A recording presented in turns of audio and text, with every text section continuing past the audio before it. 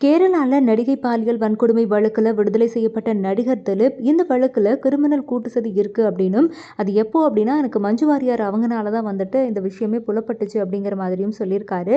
தெய்வத்துக்கு முதல்ல நான் நன்றி சொல்லிக்கிறேன். சத்தியம் வென்றிருக்கு. இந்த வழக்குல கிரிமினல் கூட்டு சதி இருக்கு. அதை பத்தி விசாரிக்கணும்னு சொல்லி மஞ்சு வாரியார் சொன்னதுக்கு அப்புறமா தான் எனக்கு எதிரான கூட்டு சதியை முதல்ல தொடங்குச்சுன்னு சொல்லியிருக்காரு. அப்ப இருந்த போலீஸ் டீம்ல வந்துட்டு எனக்கு எதிராக நிறைய பொய்க்கதைகள் எல்லாத்தையும் பரப்புனாங்க. அதை நிறைய நியூஸ் பேப்பர்ஸுமே வந்துட்டு வெளியிட்டாங்க. அந்த பொய்க்கதை என்ன அப்படிங்கிறதையும் யார் சொன்னாங்க அப்படிங்கிறதையும் உங்ககிட்ட சொல்லணும்னு நினைக்கிறேன்னு சொல்லியிருந்தாரு.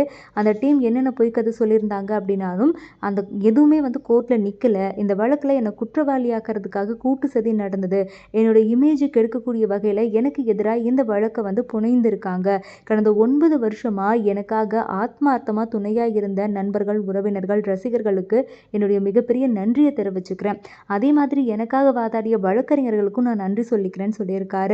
என் மீது ஜோடிக்கப்பட்ட வழக்கு என்ன அப்படின்னா, என்னுடைய திரையுலக அந்தஸ்தை கெடுக்கணும் அப்படிங்கிறதுக்காகவும் என்னுடைய பெயரை இந்த வழக்கில் சேர்க்கப்பட்டிருக்கு அப்படின்னு தான் சொல்லணும்.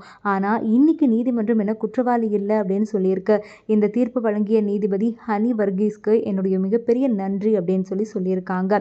கேரளாவை சேர்ந்த பிரபல நடிகை பாலியல் வன்கொடுமை செய்யப்பட்ட வழக்கில் தீர்ப்பு வழங்கப்பட்ட நிலையில் இந்த வழக்கு குற்றம் சாட்டப்பட்ட திலீப் உள்ளிட்ட 10 பேருக்கும் நிறைய விசாரணைகள் மூலியமா வந்துட்டு வழக்குக்காக நடைபெற்ற வாதங்கள் அப்படிங்கிறதும் எர்ணாகுளம் நீதிமன்றத்தில் நடந்தது. அங்கே ஆஜராயிருந்தார் திலீப். இதில் நடிகர் திலீப் உள்ளிட்ட 4 பேர் குற்றவாளிகள் இல்லை அப்படின்னு சொல்லி கோர்ட் தெரிவிச்சிருக்கு. அதே சமயம் பல்சர் சுனி உள்ளிட்ட 6 பேர் குற்றவாளிகள் அப்படின்னும் தீர்ப்பளிச்சிருக்காங்க. வரக்கூடிய 12ஆம் தேதி அவங்களுக்கான தண்டனை விவரங்கள் அறிவிக்கப்படும் சொல்லப்பட்டிருக்கு. இந்த தீர்ப்பால் மகிழ்ச்சி அடைந்த திலீப் வெளியே வந்ததும் செய்தியாளர்களை சந்தித்து பேசினார். அப்பதான் தன்னுடைய முன்னாள் மனைவி மஞ்சு வாரியரை விமர்சித்து பேசியிருக்காரு. 1998 வருஷம் மஞ்சு வாரியாருக்கும் திலீப்புக்கும் திருமணம் நடந்தது. இவங்களுக்கு மீனாட்சி அப்படிங்கிற மகள் இருக்காங்க. இந்த நிலையில இருவரும் கருத்து வேறுபாடு காரணமா 2015 வருஷம் விவாகரத்து பண்ணிக்கிட்டாங்க. அதுக்கப்புறம் 2016ஆம் ஆண்டு நடிகை காவ்யா மாதவனை திலீப் கல்யாணம் பண்ணிக்கிட்டாரு. மஞ்சு வாரியாரோட வாழ்ந்து கொண்டிருந்த போதே திலீப்பிற்கு காவ்யா மாதவன் கூட பழக்கம் ஏற்பட்டிருக்கு அப்படின்னு சொல்லப்படுது. இதை தெரிஞ்சு பாலியல் வழக்கில் பாதிக்கப்பட்ட நடிகை மஞ்சுவிடம் திலீப் காவ்யா நெருக்கம் குறித்து தெரிவித்தாங்களாம். இதனால மஞ்சுவுக்கும் திலீப்புக்கும் இடையே நிறைய பிரச்சனை ஏற்பட்டு கடைசியில் பிரிவு வந்திருக்கு.